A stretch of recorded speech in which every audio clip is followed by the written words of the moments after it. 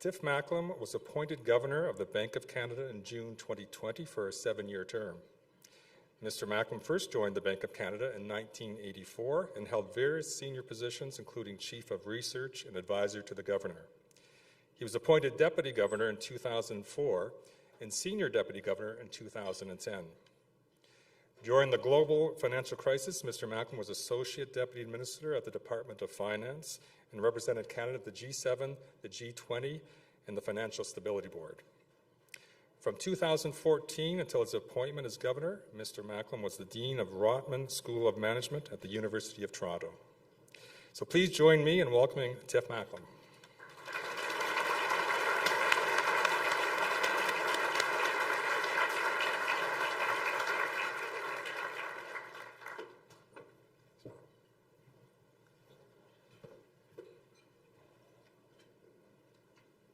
Well, thanks, Norm, for that very warm welcome. How wonderful it is to be here in Mississauga. And I can't resist. What a hockey game last night.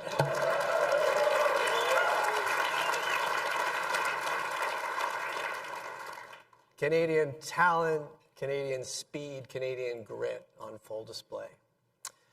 It is a real pleasure to be here, and I do want to thank the Mississauga Board of Trade and the Oakville Chamber of Commerce for inviting me. When I accepted this invitation months ago, I intended to use this opportunity to launch the renewal process for our monetary policy framework. The framework sets out the goal for monetary policy, to maintain price stability over time. Thank you, Mohammed. In simple terms, we aim for a 2% inflation target, so inflation remains within a range of 1% to 3% most of the time. We renew the framework in agreement with the Government of Canada every 5 years. This is a strength of our system. It gives us the opportunity to review the performance and consider whether the framework remains the best one for the future. Well, that was my speech topic until President Trump announced significant and broad-based tariffs on Canadian exports. While the new tariffs have not yet taken effect, the uncertainty around U.S. trade policy is already affecting our economy. And if the United States starts a protracted trade war, the consequences could be severe. I know this is on everyone's mind, and that's why I've adjusted my remarks. President Trump wants to use tariffs as an instrument of U.S. policy. What that means for the global economy and for the Canada-U.S. trade relationship is highly uncertain. We don't know what tariffs will be imposed, when they'll start, how long they'll last. We don't even really know to what end. We also don't know how Canada and other countries will respond. And even when we know more, it is going to be hard to predict the economic impacts because we haven't experienced such broad-based tariffs since the 1930s. What looks inescapable, however, is that a structural change is upon us. Increased trade friction with the United States is a new reality. While there are still more questions than answers, I'm going to use my remarks to speak to some of the key questions. What could this structural change look like? How would a protracted trade conflict affect the Canadian economy in both the short run and the long run? What can monetary policy do and not do? And what could Canada do beyond the scope of monetary policy to compensate at least for some of the consequences of increased trade friction with the United States? Then I'm going to turn back to my original plan and launch the latest review of our monetary policy framework. The future does look different than the past, and it's critical that we get going on this review. Now, before I explain how trade friction will hurt our economy, let me explain how open trade has helped both Canada and the United States. After World War II, the Allied nations created the Bretton Woods institutions and progressively reduced tariffs. They wanted to avoid the protectionism and instability of the Great Depression. And they believed that economic cooperation, including open trade, was the best way to maintain peace and build prosperity. In 1965, Canada and the United States signed the Auto Pact. Open trade in the auto sector allowed for economies of scale and specialization. Productivity went up, and prices of motor vehicles went down in both countries. The success of the Auto Pact prompted more appetite for open trade. The Canada-U.S. Free Trade Agreement, signed in 1988, broadened the economic gains considerably. Manufacturing productivity in Canada increased about 14%. In 1994, with NAFTA, the trade relationship expanded further to include Mexico. And in 2020, this agreement was updated and renewed during the first Trump presidency. The durability of this trade agreement speaks to the benefits to all three countries. For roughly the past 60 years, our bilateral trade relationship with the United States has increased. Today, about 3/4 of Canada's goods exports flow to the United States.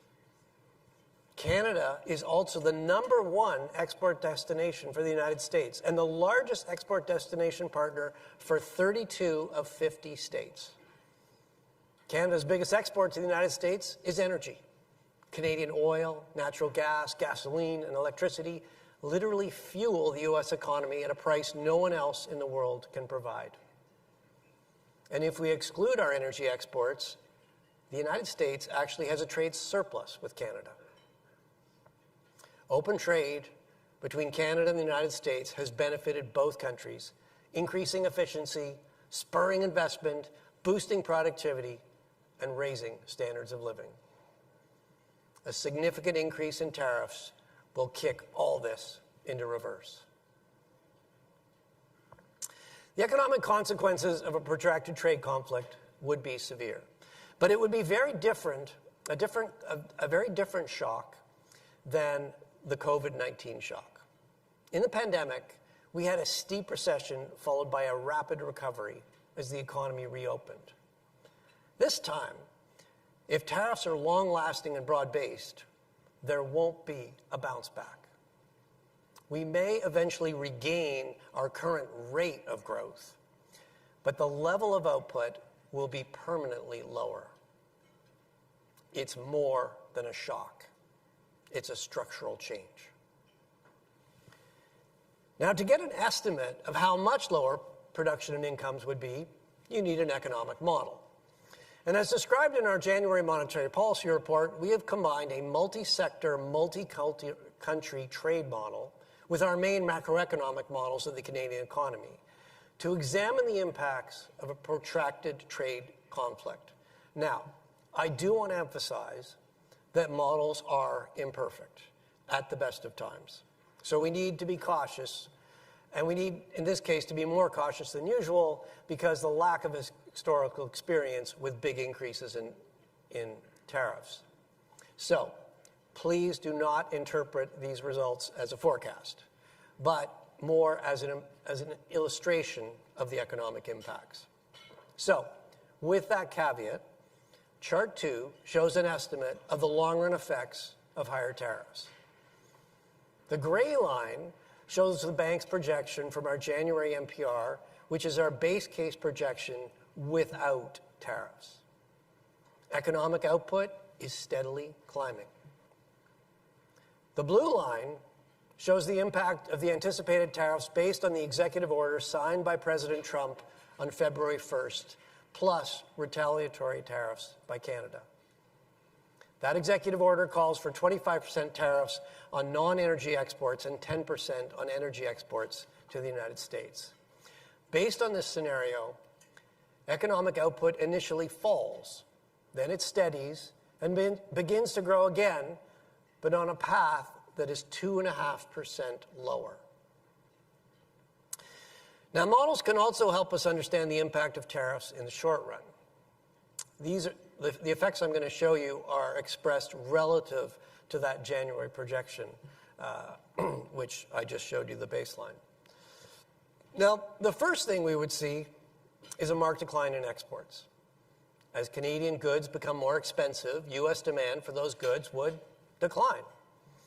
A lower Canadian dollar would provide a partial offset. In our model, with the scenario based on the February 1 executive order, exports fall by about 8.5% in the year after tariffs takes effect. That's the green line. Canadian exporters respond by cutting production and laying off workers. With exports to the United States accounting for roughly 1/4 of our national income, the shock will be felt across Canada. Lower export revenues would reduce household income, and retaliatory tariffs would raise the prices of many consumer goods. As a result, consumer spending on everything from cars to entertainment to housing would slow. In this scenario, consumption, the purple line, declines by more than 2% by mid-2027. With export and consumer demand weakening, Canadian businesses would also cut their investment spending, and higher costs and lower profit margins would restrain investment further. With retaliatory tariffs on some goods and a lower Canadian dollar, businesses will face higher import costs. Canadian businesses, and I'm looking at them, buy roughly half of their machinery and equipment from the United States. In addition, profit margins are squeezed because higher costs are gradually passed on to final goods prices in Canada. So you got lower sales, higher costs, and reduced profit. Not surprisingly, they all combine to pull down business investment substantially. All told, business investment shown by the orange line declines by almost 12% by early 2026, 1 year after tariffs are imposed. So what would this all mean for economic growth? Well, in our January projection with no tariffs, we forecast growth of about 1.8% in both 2025 and 2026. But in the tariff scenario, the level of Canadian output falls almost 3% over 2 years. That's the blue line. That implies tariffs would all but wipe out growth in the economy for those 2 years. Finally, a trade conflict would push up prices even as demand weakens. Retaliatory tariffs on U.S. exports to Canada feed into the consumer price index. Roughly 13% of Canada's CPI basket is made up of goods imported from the United States. The depreciation of the Canadian dollar also increases the cost of all imported goods and services. Finally, integrated supply chains means tariffs can add costs at multiple stages of production. In our tariff scenario, the factors pushing up prices more than offset the downward pressure from weaker demand, so inflation rises. In January, the bank projected that inflation would remain close to the 2% target for the next 2 years. Tariffs would temporarily push inflation above 2%. If the economy is on a lower path and there's upward pressure on inflation, what's the response of monetary policy in the Bank of Canada? I know, that's what everybody really wants to know. What can I say? What the bank can do is we can help the economy adjust. With inflation now back around the 2% target, we are better positioned to contribute to economic stability. However, with a single instrument, our policy interest rate, we can't lean against weaker output and higher inflation at the same time. As we consider our monetary policy response, we will need to carefully assess the downward pressure on inflation from weakness in the economy against the upward pressure on inflation from higher import prices and supply chain disruptions. Unlike the pandemic, if tariffs persist, there will be no economic bounce back. Long-lasting tariffs mean lower potential output because our economy works less efficiently. Monetary policy cannot restore that lost supply. At most, it can smooth the decline in demand. The sharp fall in exports and investment when tariffs are imposed, combined with weaker consumption, means initially demand would fall more than potential output, creating excess supply in the economy. Provided the inflationary impact of tariffs is not too big, monetary policy can help smooth the adjustment by supporting demand so it doesn't weaken too much more than supply. But how much support monetary policy can provide is constrained by the need to control inflation. The initial impact of tariffs is a one-time rise in the level of consumer prices. Monetary policy cannot change that. What monetary policy can and must do is ensure that higher prices do not become ongoing inflation. This means making sure that households and businesses continue to expect inflation to remain well anchored on the 2% target. Simply put, monetary policy needs to ensure that the increase in inflation is temporary. Now, I hope, we all hope, Canada can continue open trade with the United States. A trusted open trade relationship benefits both countries. But if we are faced with a prolonged trade conflict, the only way to offset this negative structural change is with a positive structural change. Now, structural policies are appropriately the responsibility of elected governments and parliaments, not the Bank of Canada. So I will tread lightly here. The bank has previously highlighted Canada's productivity challenge, and it's good to see more focus by federal and provincial governments on structural reforms to increase productivity and investment by strengthening our economic union. Removing rules that restrict interprovincial trade or harmonizing or mutually recognizing provincial regulations could provide some offset to the increased trade friction with the United States. Provinces could also make it easier for workers to move within Canada by mutually recognizing different labor accreditations. There is also scope for all levels of government to reduce the timelines and uncertainty related to regulatory approvals. And better east-west transportation links would make trade within Canada less expensive and help get Canadian products to overseas markets. Again, it's not for the Bank of Canada to prescribe these policies or investments. But higher productivity means higher potential output and more capacity for growth without inflation. As Canada confronts the reality of increased trade friction with the United States, a concerted focus on productivity has rarely been more important. In some ways, the U.S. tariff threat is part of a broader global economic shift.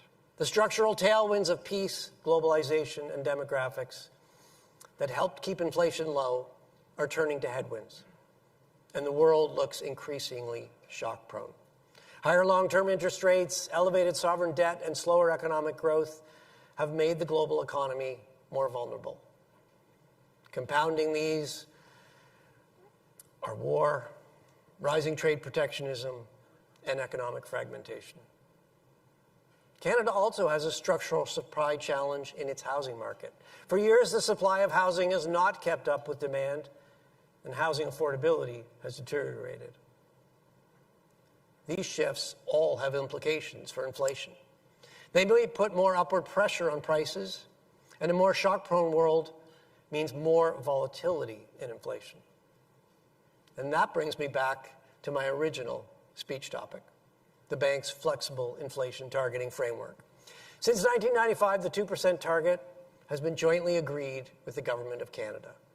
This gives it political legitimacy, and it gives the Bank of Canada the operational independence to conduct monetary policy. For the 25 years leading up to the pandemic, inflation was low and stable. But the pandemic tested the framework like never before. We faced huge shocks to both demand and supply, a deep recession, and a rapid rebound. As the economy reopened, inflation rose sharply, hitting 8%. Guided by the framework, the bank raised our policy interest rate forcefully to bring inflation back down.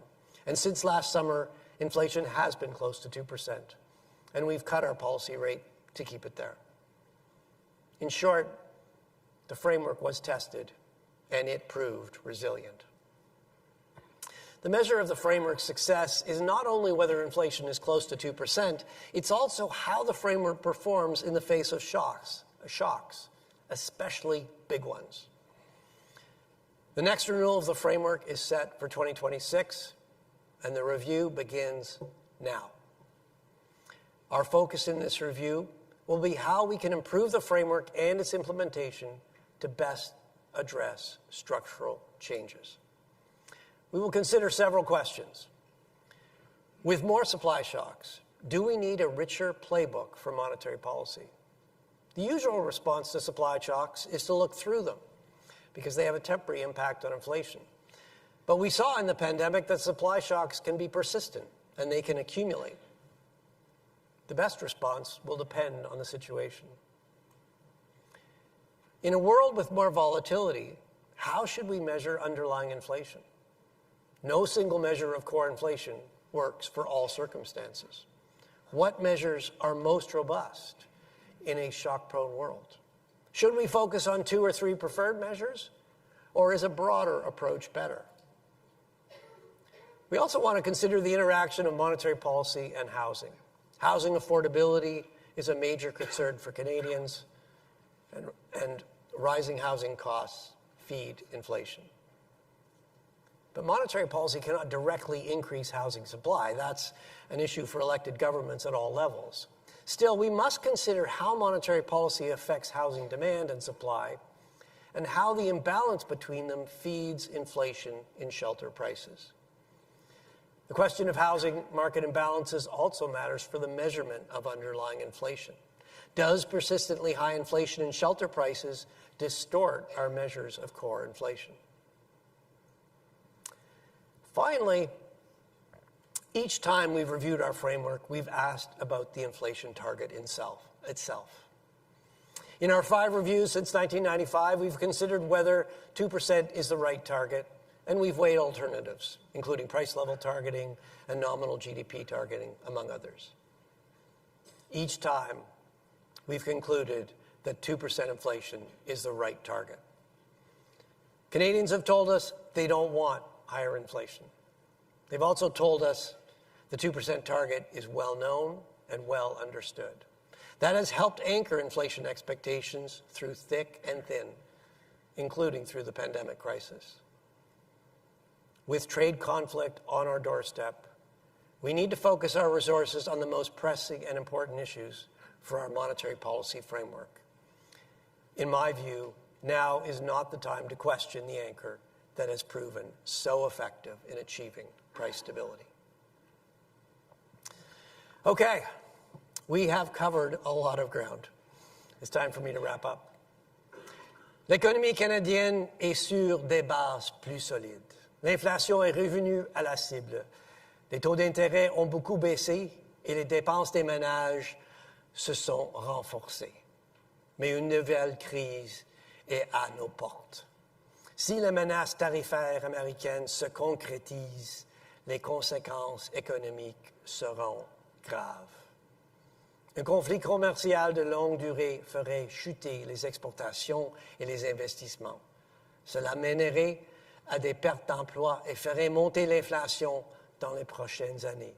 En plus, ça ferait baisser notre niveau de vie à long terme. Déjà, l'incertitude cause des dommages. Canada's economy is on a better footing. Inflation has returned to the target, interest rates have come down substantially, and household spending has strengthened. But a new crisis is on the horizon. If U.S. tariffs play out as threatened, the economic impact could be severe. A protracted trade conflict would sharply reduce exports and investment. It will cost jobs and boost inflation in the next few years and lower our standard of living in the long run. The uncertainty alone is already causing harm. Central banks can do little to mitigate the damage caused by a trade war. Our role will be to balance the upside risk to inflation from higher costs with the downside risks from weaker demand. our focus will be to help smooth the painful adjustment to a lower path for the economy while preventing price increases from becoming higher ongoing inflation. The inflation targeting framework has proven both flexible and durable. Its review every 5 years is an opportunity to reflect on what's working well and what could be improved. The framework proved itself time and again, and the bar for change is high. But the world economy is shifting. At the Bank of Canada, we are committed to ensuring we are as prepared as possible for the changes to come. Thank you very much.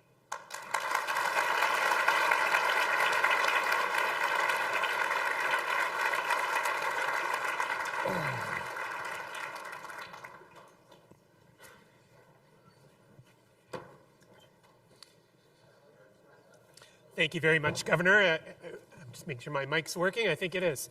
Thank you again for joining the Oakville Chamber and the Mississauga Board of Trade today and for these insightful comments. I can only think, and just thinking back to last night, that setting monetary policy in this uber uncertain environment, just fraught with so much uncertainty, must be like going into overtime, where, you want to make sure you don't make that one move that could inadvertently hurt the economy. But if we play our game, as I'm hearing you say, our proven game with regard to the interest rate target and the framework, then that's our best chance to withstand. So we're going to dive a little deeper into some of the points you made, and we'll start on the issue of the day in terms of the threatened U.S. tariffs. And so they do continue to loom over our economy. As of today, we've heard from the president that softwood lumber could be on the table as well in terms of a global trade tariff. And we know that I think 25% of lumber imported to the U.S. is from Canada. And so certainly a concern for our economy and at the Mississauga Board of Trade, some of our members too. So while we know that you cannot discuss policy enacted by elected officials, whether it's the possibility of retaliatory tariffs or fiscal or tax policy, what implications, Governor, do you see for monetary policy as a result of the American tariffs? And you've alluded to some of this now, and I understand this was factored into the recent quarter point reduction. I know there's another rate announcement in March as well. How does all of this factor in? Well, I'll start by going back to our January decision. Setting tariffs aside for a second, what we see is an economy, inflation's back to 2%. We've lowered our policy rate from 5% to 3%, 200 basis points, substantial decrease. And we are seeing that flowing through to increased household spending. Households have more money to spend, and they're spending it, and growth is picking up. When we looked at the economy back in January, I think we were encouraged by that. At the same time, we did want to be assured that increase in growth we were seeing would be sustained, and against that background, a small further reduction in interest rates made some sense. But the other thing that was increasingly on our mind was that the uncertainty created by tariffs just itself.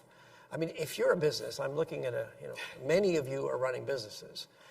And certainly what we're hearing from businesses, and I fully understand it, is you're delaying your investment decisions. Who wouldn't?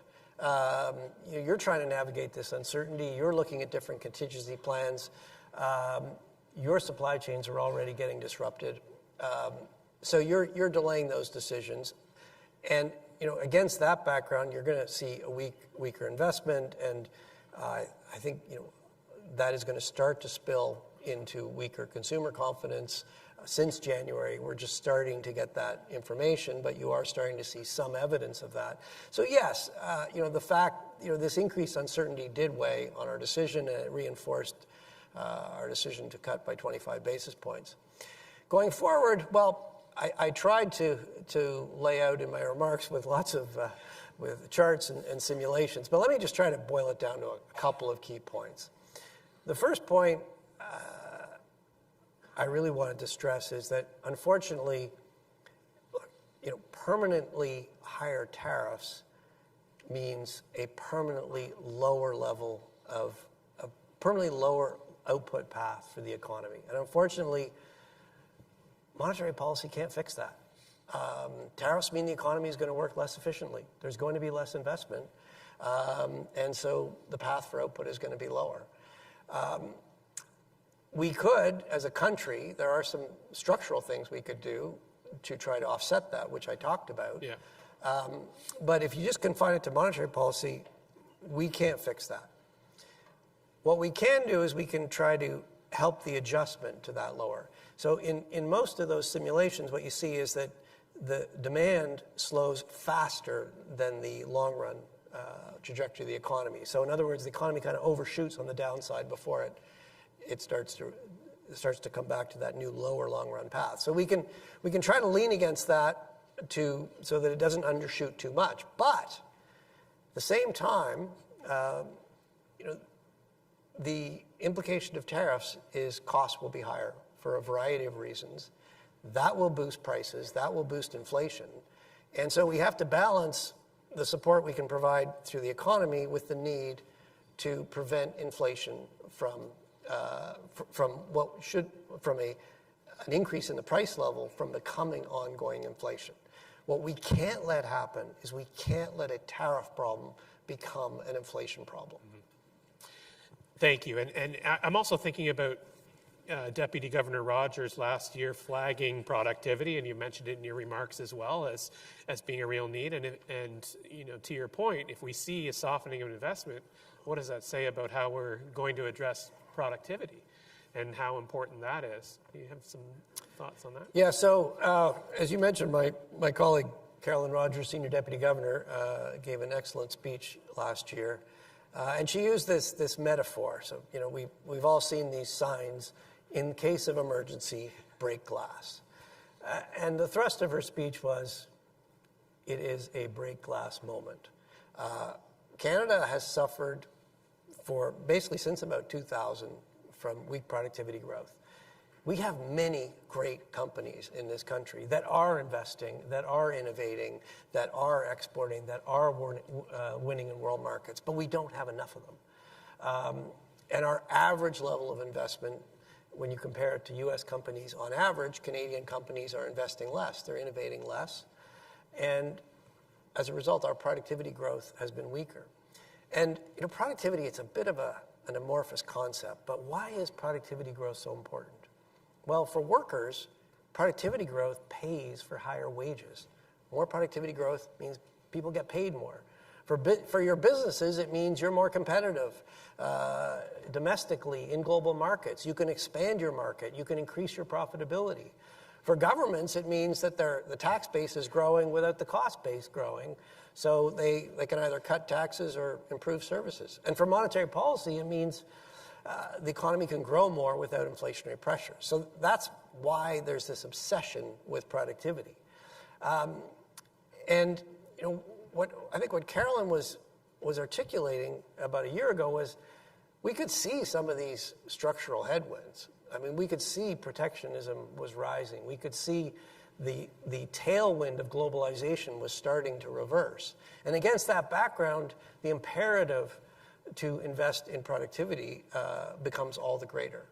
Now, I think what we're seeing is that unfortunately those headwinds are accelerating very rapidly. And if there was ever a time to break the glass, it's now.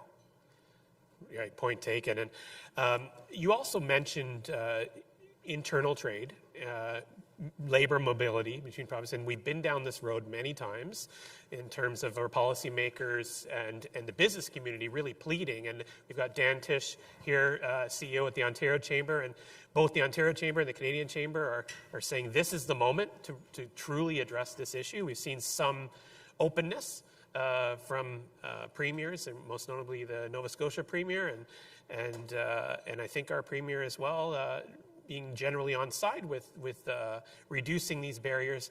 But what do you think? Do you think that this is actually a time where we could see some real movement in this area? I sincerely hope it is. I think, look, coming back to the issue of productivity, there are some structural features of our economy that we need to address, but we can't change them quickly. One thing you observe is that companies that export tend to invest more in new machinery or equipment. They tend to be more productive. That suggests there's some competition issues in the country. The other thing you see is that we're great at starting new companies. We have trouble growing them. We have trouble scaling them to create big companies. And we know that smaller and medium-sized companies don't have as many resources as bigger companies. They tend to be slower to invest in new technology, and so, not surprisingly, they tend to be less productive. Those are big structural issues, and we need to grapple with those. But that's going to be a long game.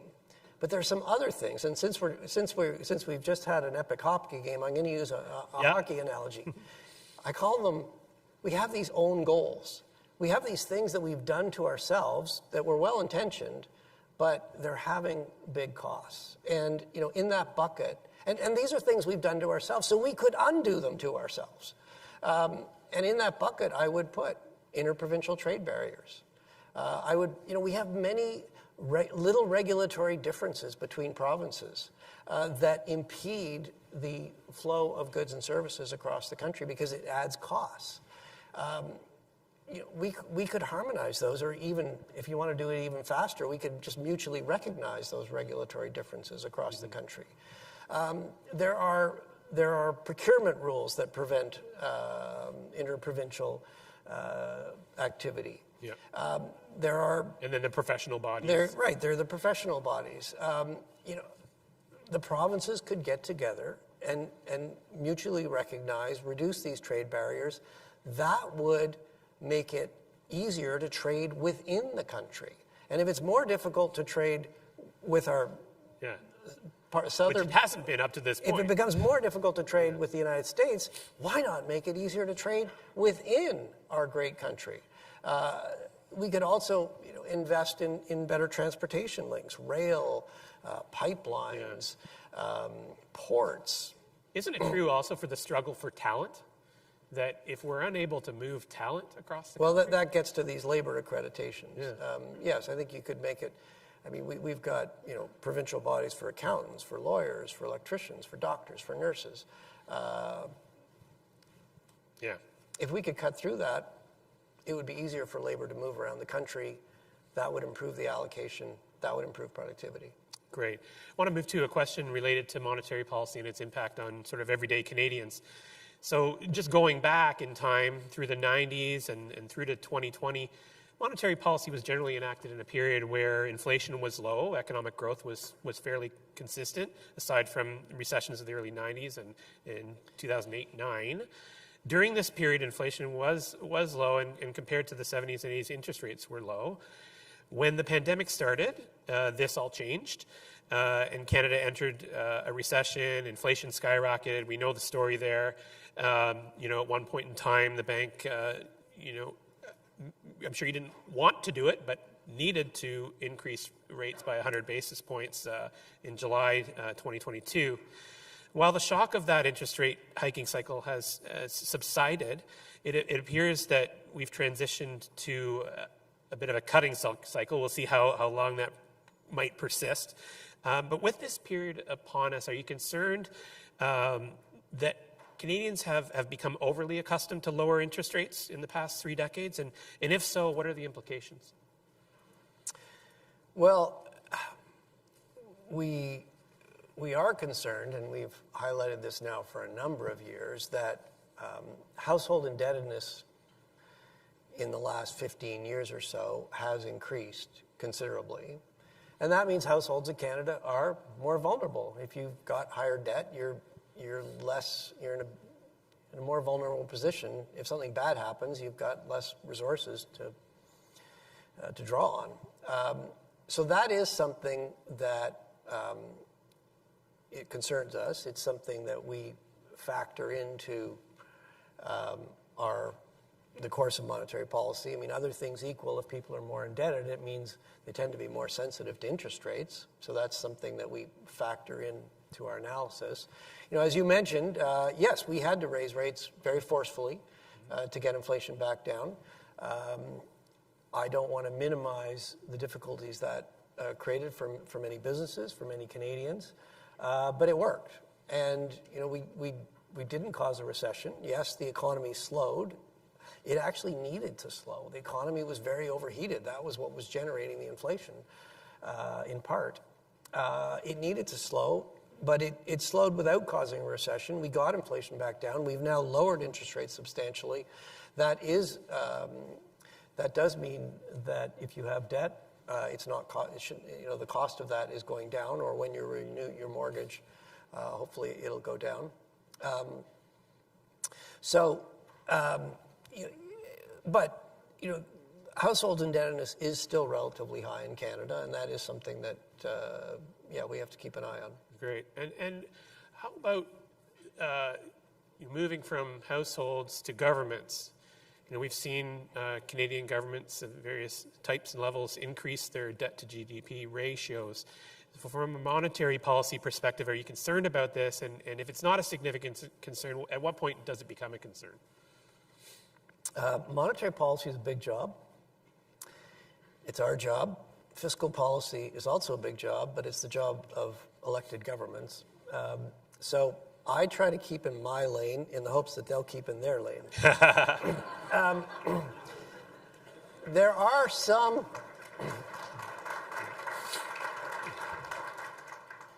So, in general, Bank of Canada governor does not comment on fiscal policy. There are some situations where there are exceptions to that. If fiscal policy was fundamentally unsustainable and debt was spiraling upwards and we were heading to a debt crisis, well, clearly monetary policy or nothing else is going to work well, and I think the governor of the Bank of Canada would have a responsibility to speak out.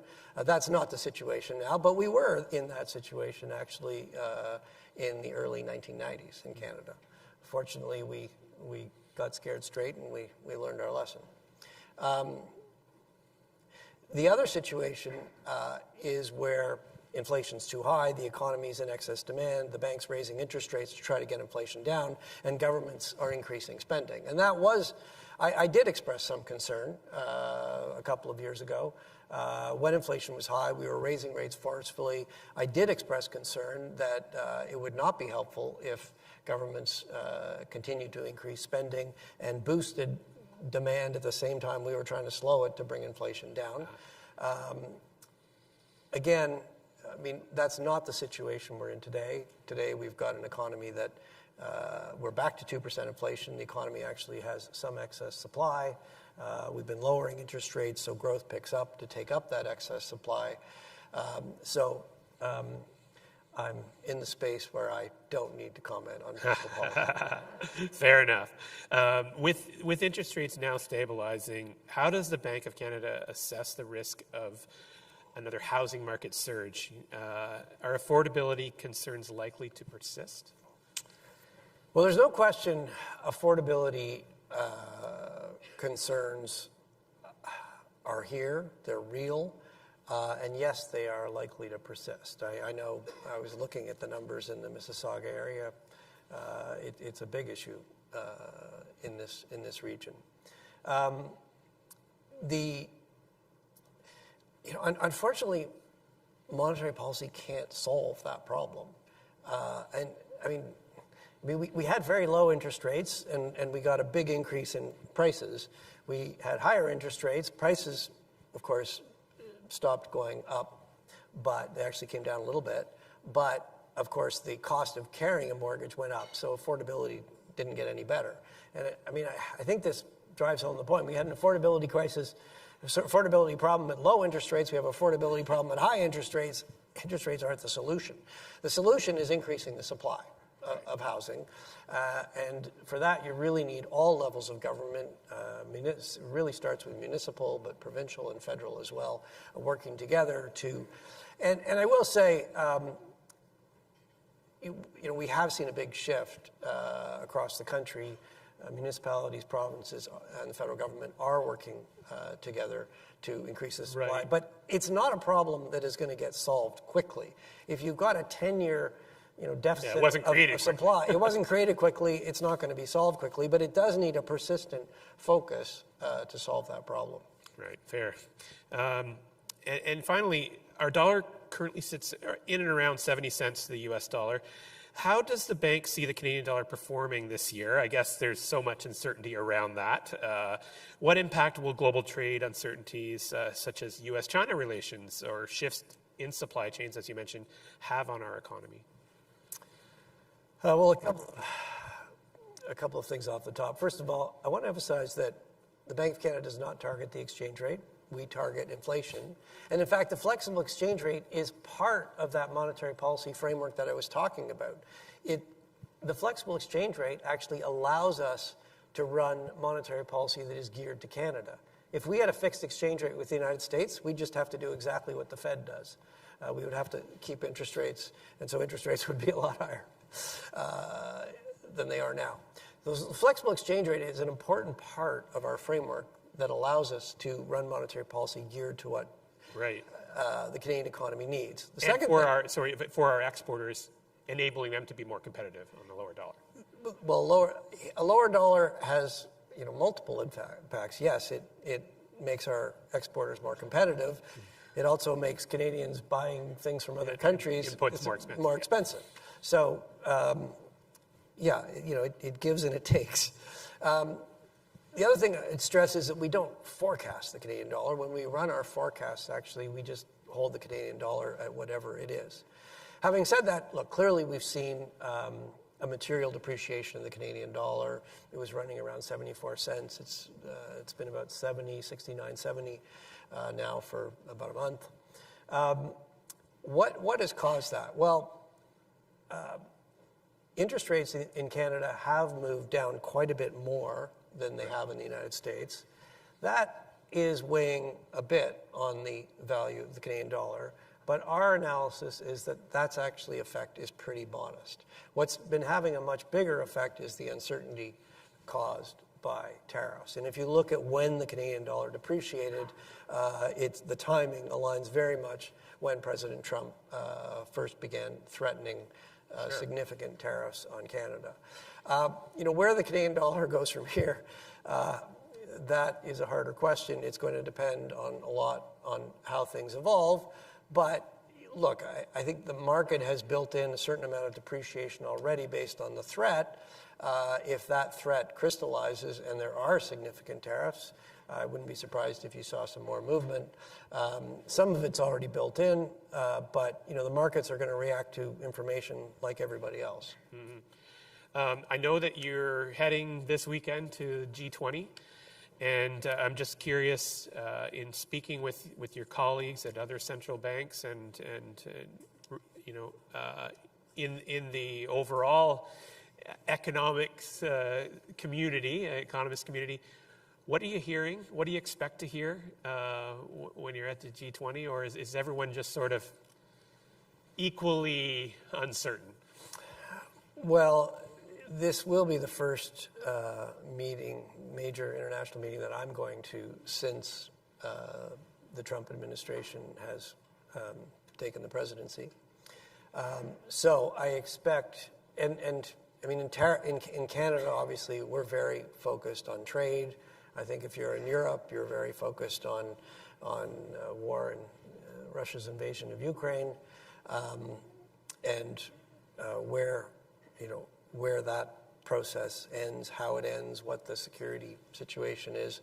So, there are, and that, we don't do security, but that also creates economic uncertainty. That has economic implications, certainly for Europe and indeed the world. So I expect, my expectation is these issues will dominate the discussion, but we'll see. Great. And just to close off, anyone in your position, especially during these times, I feel, needs that time to kind of step away, recollect your thoughts. Just given, I'm sure, that anxiety and stress around the role. What do you do in your off time to just stay sane? Well, I thank you for the sentiment. I am a true Canadian. I love winter. And I live in Ottawa. If you think there's snow in Toronto, there is twice as much snow in Ottawa. It's great. The thing about winter sports is they're so unique. And actually, the season is really short. So if the weather is good, as long as it's above minus 25, I'm going to get outside. I'm going to go cross-country skiing, downhill skiing, snowshoeing. I might just walk the dog. Like in Your Toronto, dog might not like minus 25, but he likes the snow too. Like in Ottawa, like in Toronto, we got lots of outdoor rinks. Play shinny with my buddies. We've got the longest. It's been a great year for the canal in Ottawa. After two seasons where it barely opened, it's been open all winter.